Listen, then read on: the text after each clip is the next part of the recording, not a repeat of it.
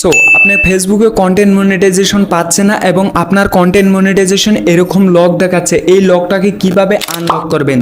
So আপনি এই ভিডিওটা দেখেন, এই ভিডিও দেখার পরে কিন্তু শুধুমাত্র একটা ক্লিক করবেন, সেই ফলে আপনার কন্টেন্ট মনিটাইজেশনের উপরে থেকে লকটা চলে যাবে।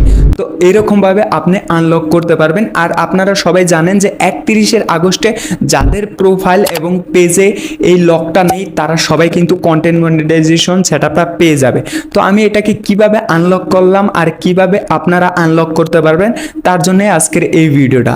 আশা করি আপনারা সবাই এই ভিডিওটা দেখবেন আর ভিডিওতে একটা লাইক দিয়ে চ্যানেলটাকে সাবস্ক্রাইব করবেন। তাহলে চলেন আমার মোবাইল স্ক্রিনে। দেন আমি কিন্তু চলে আসলাম আমার ফেসবুক পেজে। তো আমার পেজ দেখতে পারতেছেন, আমার পেজে কিন্তু 100 ফলোয়ার্স। তো এটার আমি প্রোফাইল ড্যাশবোর্ডে ক্লিক করব, করার পরে আমি চলে যাব সরাসরি মনিটাইজেশনে। এখানে দেখতে পারতেছেন আমার মনিটাইজেশনে কোনো কিন্তু লক নাই, কারণ আনলক হয়ে গেছে। এটা কিন্তু সম্ভব 31 আগস্টের আগেই আমাকে কন্টেন্ট মনিটাইজেশন সেটআপগুলো দিয়ে দেবে।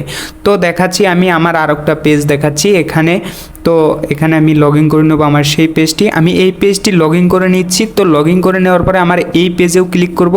তো যাওয়ার পরে এখানে ড্যাশবোর্ডে ক্লিক করব। তো দেন ড্যাশবোর্ডে ক্লিক করার পরে এইটারও কিন্তু আমি মনিটাইজেশনে যাব। সো এখানে দেখতে পারতেছেন কিন্তু আমার প্রত্যেকটা টুলসে কিন্তু লক দেখাচ্ছে। কেন?